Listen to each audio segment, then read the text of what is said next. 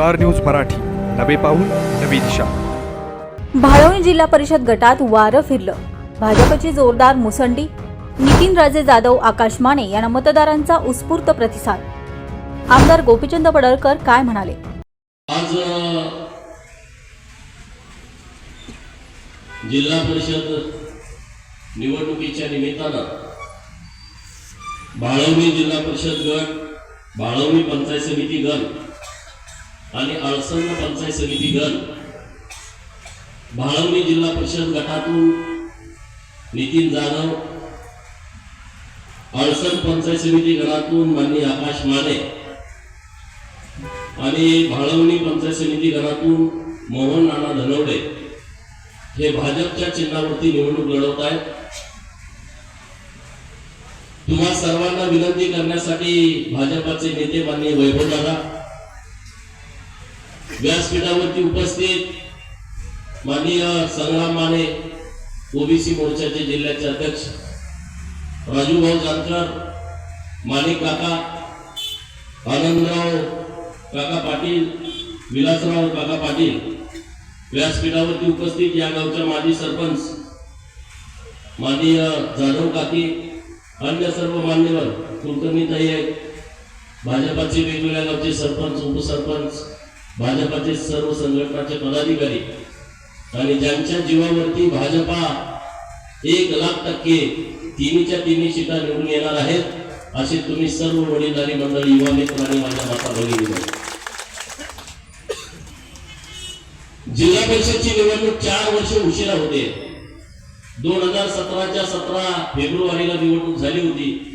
2022ला February महिन्यात ही निवडणूक होणं अपेक्षित होतं, परंतु आरक्षणाच्या काही अडचणी निर्माण झाल्यामुळं सुप्रीम कोर्टानं हे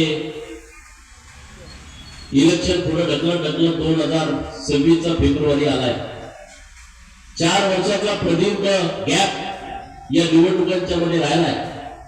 त्यामुळं पंचायत समिती आणि जिल्हा परिषद प्रशासकीय अधिकारी चालवत होते, लोकांच्या कामामध्ये अडचणी निर्माण होत होत्या। लोकप्रतिनिधी असल्यानंतर लोकांना त्यांच्याकडे जाता येतं, परंतु दुर्दैवानं निवडणुका पुढे गेल्यामुळं अगोदरच खानापूर तालुक्यामध्ये पंचायत समितीमध्ये एक हाती सत्ता असल्यामुळं राज्यकर्त्यांची आणि अधिकाऱ्यांची मनमानी वाढलेली आणि त्यात परत प्रशासक म्हटल्यानंतर हम करे सो कायदा या म्हणण्याप्रमाणे खानापूरची पंचायत समिती चालत आहे। अळसंद गाव, भाळवणी गाव ही मोठी गाव आहे, वैचारिक दृष्ट्या अत्यंत प्रगल्भ गाव आहे आणि या गावामध्ये भारतीय जनता पार्टीच्या सोबत बहुमताने जायचं लोकांचं मन तयार झालंय आणि त्यांनी ठरवलंय की भाजपाला मतदान करायचं आहे। आणि त्यामुळे समोरच्या सत्ताधारी पार्ट्यांना काही जरी वाटलं तरी आता त्यामध्ये बदल होणं शक्य नाही। मागच्या 1 महिन्यापूर्वी त्यांना वाटत होतं की इथं निवडणूकच लागणार नाही, आम्ही म्हणजे कुणीतरी जुन्या काळातल्या राजांसारखी आमची परिस्थिती आहे, आम्ही म्हणेल तेच या परिसरामध्ये घडल या कुमारशेठ अशा आविर्भावात ही लोक राहत होती। परंतु आपल्याला जे सगळे उमेदवार मिळाले ते उमेदवार अत्यंत ताकदीचे उमेदवार आहेत। लेंगरे जिल्हा परिषद गट असेल, भाळवणी असेल, लेंगरे असेल, नागेवाडी असेल, हे सगळे उमेदवार अत्यंत ताकदीने निवडणूक लढवत आहेत आणि सत्ताधाऱ्यांना घाम फोडायचं काम हे भारतीय जनता पार्टीच्या कार्यकर्त्यांनी केलंय। आपल्याला सगळ्या 100% निवडून येणार आहेत, तुम्ही असं टेन्शन घेऊ नका। भारतीय जनता पार्टीनं काम केलेल्या लोकांना सांगा, भारतीय जनता पार्टीने घेतलेल्या गाववाड्यातल्या लोकांच्यासाठी भूमिका लोकांना सांगा, गावातल्या कोतवालाला भेटा, पोलीस पाटलांना भेटा, सरपंचाचं मानधन वाढवलंय, इथल्या अंगणवाडी ताईचं, मदतनीस ताईचं, आशा वर्करचं मानधन आपल्या सरकारनं वाढवलंय, रोजगार सेवकांना 8,000 रुपयाचं मानधन देण्याचा क्रांतिकारी निर्णय आपल्या सरकारनं घेतलाय, वृद्ध लोकांच्या पेन्शन मध्ये वाढ करणं, संजय गांधी निराधार योजनेमध्ये त्यांच्या मानधनामध्ये वाढ करणं, अपंग आपले भाऊ आहेत त्यांच्या मानधनामध्ये वाढ करणं, महिलांना 50% मध्ये एसटीची सवलत देणं, 75 वयाच्या वरच्या आपल्या सगळ्या वडीलधारी मंडळींना मोफत एसटीचा प्रवास देणं, असे अनेक विषय आपल्या सरकारने केलेले आहेत. तुम्ही गावात जाऊन बोललं पाहिजे, पाराच्या कट्ट्यावरती जाऊन सांगितलं पाहिजे. आणि ही भूमिका जेव्हा तुम्ही सांगाल ना, तेव्हा गावातल्या लोकांचं मत हे तुमच्या बाजूला नाही. आम्ही जर इथं आमदार नसलो तरी आम्ही आमदारांपेक्षा कुठेही कमी पडणार नाही, हा माझा तुम्हाला शब्द आहे. तुमच्या गावातली कुठलीही कसली कामं सांगा, ती करण्याची जबाबदारी माझी आणि वैभवदारांची आहे. वैभवदार जिल्हा नियोजनला आहेत, त्यांनाही जिल्हा नियोजन मधून आमच्या इतकाच फंड मिळतोय. काही अडचण नाही तुम्हाला. जर तुम्ही जिल्हा परिषद आपल्या सीटा निवडून दिल्या, आणखी ताकदीनं आपण भारतीय जनता पार्टीकडून मोठा निधी आपल्या तालुक्याला आणू शकतो. हे काम आम्ही करू शकतो. आणि म्हणून जे आमचे उमेदवार आहेत ते आता आकाशरावच्या गावात जर जाऊन सांगितलं म्हणे टेंबूचं पाणी आम्ही सोडणार नाही, जर गावातलं लीड आकाशला गेलं तर टेंबूचं पाणी सोडणार नाही. का? कुणाच्या बापाची योजना आहे टेंबू योजना? तुम्ही काय पाटकरी आहे पाणी सोडायला? लोक आहेत ना अधिकारी, मी आहे मालगुटीवरती बसून तुम्हाला पाणी दिलं जाईल. कुठल्या अधिकाऱ्यांना माझी विनंती आहे, या भानगडीत तुम्ही पडू नका. उगाच कापडं निघतील तुमची. तुम्ही या राड्यात पडू नका. जे सरकारचं काम आहे तेवढंच करा. शेतकऱ्यांना न्याय द्यायचा आहे, सगळ्यांना समान द्या. तुम्ही त्या भानगडीत जाऊ नका, नाहीतर घोटाळा होऊन बसल. हे आता बाद झालं, पुढे झालं हे सगळं. लोकांना त्रास देण्याचं. लोकांना त्रास दिला तर आम्ही सहन करणार नाही. आम्ही लोकांच्या बाजूने ठामपणे उभं राहू. परंतु काल मी आमदारांच्यावरती बोलत नव्हतो आतापर्यंत, पण मला ती गोष्ट खटकली. मुख्यमंत्री महोदयांच्या वरती तुम्ही इतक्या खालच्या लेवलला जाऊन बोलताय. तुझा मुख्यमंत्री म्हणे काय बोललं? अरे आपण काय करता मुंबईत, मला बोलायला जाऊ नका. सगळं देवाभाऊंचं तुमच्यावरती किती उपकार आहेत, आणि तुम्ही तिथं रडल्याशिवाय माघारी आला नाही. प्रत्येक वेळेस तिकडे मी जरा काय केलं का 2 दिवस तुमचे मुंबईत जात होते. तर आता मी त्याच्यावरती बोलत नाही. मला जाऊ द्या का, अनिल भाऊ एक विषय सोडून द्या. पण 2-4 दिवस मी बघतोय आता आम्हाला दम द्यायला लागला. विषय नाही. देवेंद्र फडणवीस साहेब जर 2014ला मुख्यमंत्री झाले नसते तर ही टेंबू योजना पूर्ण झाली नसती. ही काळ्या दगडावरची पांढरी रेघ आहे. एका वेळेस 50,000 कोटी रुपये महाराष्ट्रासाठी केंद्रात आणणारा माननीय मुख्यमंत्री देवेंद्र फडणवीस साहेब आपले आहेत. एका वेळेस 50 कोटी रुपये एका योजनेला मिळत नव्हते, एका वेळेस 50,000 कोटी रुपये आले. म्हणून टेंबू, म्हणून मैशा, म्हणून उरमोडी, म्हणून या सगळ्या ज्या योजना आहेत त्या पूर्ण होऊ शकल्या. याचं सगळं श्रेय महाराष्ट्राचे मुख्यमंत्री माननीय देवाभाऊंना जातं. हे तुम्ही आम्ही सांगितलं पाहिजे, ठणकावून बोललं पाहिजे, उघड भूमिका घेतली पाहिजे.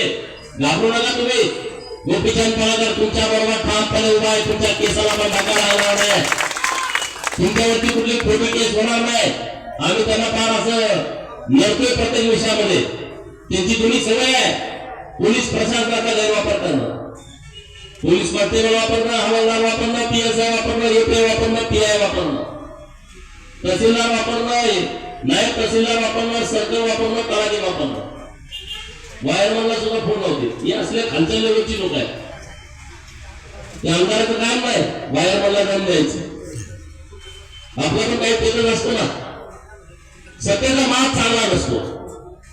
रावणाला सुद्धा माग आला. रावणाची लंका जळून गेली. तुम्ही आम्ही बघतोय, इतिहास वाचतोय. आणि जर रावणाची लंका राहत असेल, तुम्ही आम्ही कोण आहे? काय आपल्याकडे? आज तुम्ही राज्याचे मुख्यमंत्री महोदयांच्यावरती बोलायला लागला, ते पण आरे पुढे भाषेत इतका तुम्हाला मान आला. आणि आज तुमच्या अंगावरती ज्या ब्रँडेड कपडे आणि ब्रँडेड चड्डा दिसतात ना, ते देवेंद्र फडणवीस साहेबांच्यामुळे दिसते.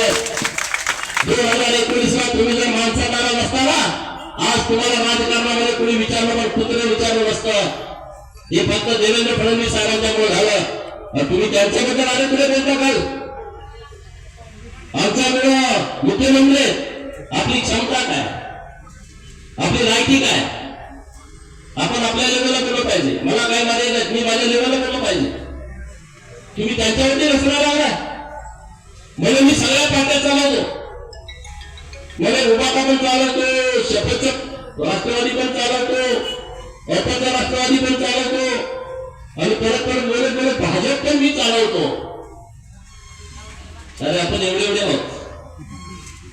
भाजप पक्ष चालवायला तुमच्या 7 पिढ्या याव्या लागतील. हे भाजप आहे. भाजपाचा अंदाज अजून कोणाला भाजपमधल्या पण लोकांना नाही. भाजप ही कार्यकर्त्याची पार्टी आहे, भाजप ही नेत्याची पार्टी नाही आहे. भाजपचा राष्ट्रीय अध्यक्ष तुम्ही काल परवा झालेले बघितले, एक तरुण पोरगा 45 वर्षाचा बिहार मधला या पार्टीचा अध्यक्ष होऊ शकतो. हे फक्त भाजपमध्ये घडतं, हे कुणाला माहित नाही. नरेंद्र मोदी साहेब येणार पार्टीमध्ये पंतप्रधान होणार हे कुणाला माहित होतं का? ही पार्टी कार्यकर्त्यांची पार्टी आहे. असं कुणी पण एक येडागाबाळा इथं मी म्हणे पार्टी चालवतो असं होत नसतं. अजून कोणाला अंदाज आला नाही पार्टीचा. आणि तुम्ही पार्टी जर भाजप चालवत होता तर मग इथे उमेदवार कसे उभा राहिले? तुम्ही तर बिनविरोध व्हायला पाहिजे होतं ना. आटपाडीमध्ये आणि बिट्यामध्ये तुमच्या विरोधात भाजपचा उमेदवारच उभा राहायला पाहिजे होता ना. तुम्ही जर भाजप चालवताय, इतका चांगला गर्व चांगला नसतो. आणि हे गर्वाचं घर खाली होईल, तुम्ही चिंता करू नका. भारतीय जनता पार्टी पूर्ण शक्तीनिशी तुमच्या बाजूला ठामपणे उभी आहे. तुम्ही चिंता करण्याची आवश्यकता नाही. या तालुक्यामध्ये लोक वैतागले त्या पंचायत समितीच्या सत्ता कारणाला, जिल्ह्याच्या झडपीच्या सत्ता कारणाला. आज 11 वर्ष एक अधिकारी या पंचायत समितीमध्ये काम करतो. काय बाबा, कशासाठी तो अधिकारी तुम्हाला पाहिजे? 20 वर्ष एकच अधिकारी, त्याचं काही लग्न लागलं का? खानापूर पंचायत समिती सोबत तो इथेच राहतोय, इथल्या लोकांना त्रास देतोय, इथल्या लोकांचा खडा त्याला माहिती आहे. काय काय अधिकारी मोबाईलवरती डीपी ठेवतात. कसं काय रे? पगार शासनाचा घेतात आणि पुढाऱ्यांचे डीपी टेटसला ठेवतात. आणि जर तुम्ही पुढाऱ्यांचे डीपी टेटसला ठेवत असाल, स्टेटस ठेवत असाल, पुढाऱ्यांचे फोटो किंवा डीपीला फोटो ठेवत असाल, तर तुम्ही काम कोणाचं करताय? तुम्ही तिथे मसरावरती जाऊन राहा ना त्यांच्या घरी. पंचायत समितीत कशा नोकरी करताय आणि सरकारचा पगार कशासाठी घेताय? या सगळ्या गोष्टीची जाणीव आपल्या तालुक्यातल्या सामान्य लोकांना झाली पाहिजे. आपण सर्वशक्तीनिशी आलं पाहिजे. काय पावसाळ्यामध्ये म्हणजे दादागिरी, कोण दादागिरी? हे दादागिरीला भेटणारं गाव नाही. मी 2009 ला पण दादा उभा होतो, मला या गावाने प्रचंड मतदान दिलं. सामान्य लोक होती. मी 2014 उभा राहिलो, तुम्ही राहिला, ते पण राहिले, या गावाने मला भरघोस मतदान दिलं. मी 2019च्या लोकसभेला उभा राहिलो, प्रचंड मतदान या गावातल्या लोकांनी दिलं. ही गावातली लोक स्वाभिमानी आहेत, ही भिणारी लोक नाहीत, घाबरणारी लोक नाहीत. आणि त्यामुळे या ग्रामपंचायत मध्ये चाललेला भ्रष्टाचार आणला आमच्याकडे समोर लोकांनी. याच्यावरती कारवाई होणार. जो कोणी भ्रष्टाचार करेल त्याला आम्ही पाठीशी घालणार नाही, त्याला त्याची जागा दाखवणार. हे शासनाचे पैसे आहेत, हे लोकांचे पैसे आहेत, हे काय आमच्या महाजनाचे पैसे नाहीत. आम्ही आमदार असलो म्हणून आम्ही प्रतिनिधी आहोत, तुमचे मध्यस्थ आहोत. तुमचा निरोप सरकारने घेऊन जायचं आमचं काम आहे. सरकारने घेतलेला निरोप तुमच्या माणूस तुम्हाला पोहोचवायचं आमचं काम आहे. आम्ही काय मालक राहून गेलो का आमदारमध्ये? या ज्या आविर्भावामध्ये जी लोक आहेत त्यांनी त्या आविर्भावातून बाहेर येण्याची आवश्यकता आहे. खानापूर तालुक्यातल्या सगळ्या लोकांना विनंती आहे की आपण आता एका विचाराने पुढे जाऊया. भारतीय जनता पार्टीचा विचार, भारतीय जनता पार्टीचा झेंडा आपण हातामध्ये घेऊया आणि त्या ताकदीने पुढे जाऊ की खानापूर तालुक्यामध्ये विकासाचा डोंगर माननीय देवाभाऊच्या नेतृत्वामध्ये आपण उभा करू. तुमचं बरोबर येणार नाही, घरातनं बाहेर पडू देणार नाही. आम्हाला कसं काय फिरतोय आम्ही, घरातनं बाहेर पडू देणार नाही. आमच्या तर सगळी बैठकच सुरू आहे, हे चांगलं नाही. पार्टीनं सांगितलं अलायन्स करा, म्हणून आपण ऐकू. पार्टीचा आदेश आला, शिवसेना भाजप अलायन्स, ठीक आहे. ह्याचाही फोन आला त्यांना, अलायन्स. एका बाजूला वेगळं बोलायचं, एका बाजूला वेगळं बोलायचं. त्याला वाटलं ह्यांची पार्टीच उभा राहत नाही, हे काय मागा लागले तर काय? आम्ही तसं नाही. आमच्या नेत्याचा आदेश आमच्यासाठी महत्वाचा होता. आटपाडीच्या नगरपंचायत पण आदेश आला. आम्ही सांगितलं बांगलादेशी शिवसेनेचा करा, काय अडचण नाही. आम्हाला 9 सीटा द्या, तुम्ही आत घ्या. नाही म्हणजे 17-0 होणार आहे, घेत नसतो. आता काय झालं तुम्ही बघितलं.